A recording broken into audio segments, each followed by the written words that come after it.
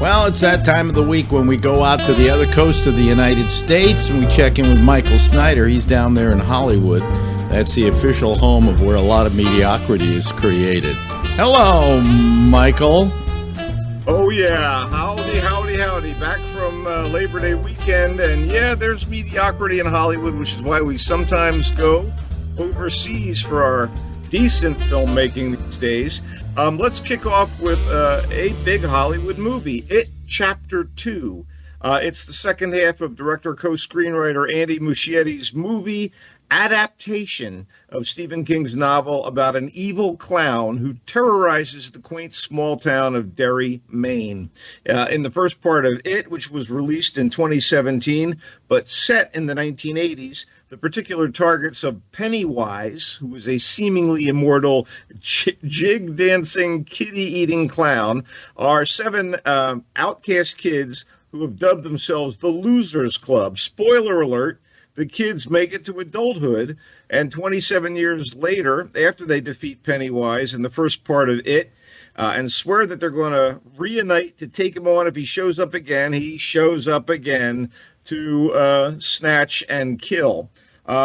One of their number who stayed in Derry, and he sends out a distress call to the others. They drop what they're doing and return home, where their fears are stoked by mayhem and gore, a few effective jump scares, and some all too familiar CGI creature effects. Using flashbacks to the kids from 2017's It is effective enough. They're a bunch of damn good young actors who are getting more and more work in movies and TV. Bill Skarsgård is also back and still incredibly super creepy as Pennywise the clown, and the grown-ups they've cast as the adult losers are definitely up to the task. They include James McAvoy, Bill Hader, and as the one female loser, Jessica Chastain. They're certainly better than a script that tries to condense hundreds of pages of King's horror tropes, including Native American voodoo, which he also references in The Shining, and tries to put it into a coherent narrative with meaningful psychological and emotional subtext. At 2 hours and 15 minutes, It Chapter 1 was longish, but never dull. At 2 hours and 49 minutes, Chapter 2 pushes one's patience, doesn't scare enough, and muddles anything profound it wants to say about love, hate, and fear. You know, if you watch these things back-to-back at home, maybe, over 2 nights it would be more effective. But, I did not think it was a great horror movie. Moving on to a foreign film. Tigers Are Not Afraid takes the ugly, gritty urban reality of dispossessed orphaned kids in a Mexican town overrun by murderous drug gangs and blends in horror movie creatures and magical realism to very memorable and moving effect. Writer-director Issa Lopez's work here may well have been influenced by a couple of classic and spooky movies by her countryman, Guillermo del Toro. That being Pan's Labyrinth and The Devil's Backbone. But it's its own thing, following the dark and heartbreaking journey of a young girl named Estrella, played by a terrific young actress named Paula Lari, whose mother has disappeared at the hands of the local gangsters, and they've turned the town into their own personal killing fields. So Estrella joins up with some street boys in similar circumstances and surrounded by the specter of all the death that's happened around them. She tries to literally wish away the tragedies they've experienced and escape the violent thugs who endanger them, but, be careful what you wish for. I thought Tigers Are Not Afraid, while not like the greatest thing ever, was a really, really good and solid movie, and the filmmaker Issa Lopez is worth watching. Okay, Linda Ronstadt, The Sound of My Voice, is pretty solid. It's a musical documentary that tells the story of the woman who was the biggest female rock singer in the world for a time in the 1970s.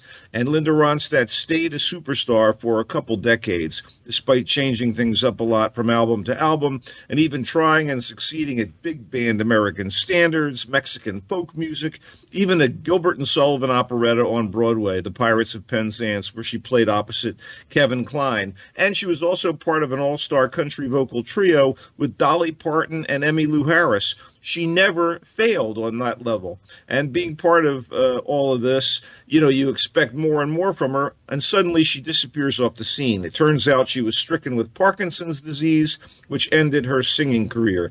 Now, here's her story, told with music, archival footage, interviews with her talented and well-known peers, and narration from Ronstadt herself, which is sort of wry and whimsical. It's all assembled by the Oscar-winning filmmakers Rob Epstein and Jeffrey Friedman, who are best known for the documentaries Common Threads and The Celluloid Closet, but they also made a couple notable docudramas, Howl about Allen Ginsberg and Lovelace about Linda Lovelace. This movie doesn't get too deep, but it's a nice tribute and an appreciation of an artist who deserves all of our attention and some of our love. We missed a few movies last week. Quickly, Official Secrets is a fascinating docudrama about Catherine Gunn, a British intelligence specialist who digs through and assesses classified information. And in 2003, during the days before what would be the Iraq War, she gets a small memo on email from the NSA that says the U.S. is asking Britain to help acquire compromise on UN Security Council members to push them into supporting the invasion of Iraq. This all blows up when she decides to pass it on to the press. Keira Knightley plays Gunn. Matt Smith plays the journalist, the crusading journalist that receives the information. And Ralph Fiennes plays the crusading lawyer that tries to help her when she is basically put on trial for treasonous behavior. I thought this thing was pretty fascinating, and I think it'll play well on home video.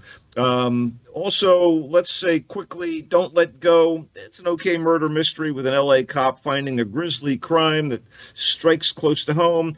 And then it turns into a paranormal thriller with all kinds of timey-wimey, weirdness. And it's David Oyelowo playing the cop, and he's Academy Award level. Kind of a cool film, basically. Something, again, you could watch home on home video. What have you been watching, buddy? Well, the one thing I will definitely suggest is Carnival Row on Amazon. Very good. Excellent. You like that? Yeah. Liked it a lot. I have been obsessed with Dark, the German sci-fi horror series. It's in the second season of it. They're going to go to 3. I'm fixated on it. I have not binged something. Well, if I were you, I would check out Carnival Row. I will. Anyway, that's it. You can check me out. Well, wait a minute. I got one more suggestion for people. Oh, cool. DC starts Titans season 2 today. So awesome. I love that. Yeah. Okay. Is that it? Yeah, that's it. Okay, check me out on Twitter at Culture Blaster or on Facebook at Michael Snyder's Culture Blast page, and here on GABNet with Mr. Bennett. Thank you very much, Michael. And that's it for our movie reviews. There's more GABNet coming right up if you're listening to us 24/7. If not, shame on you. And Michael will be back again next week. There's more GABNet coming right up.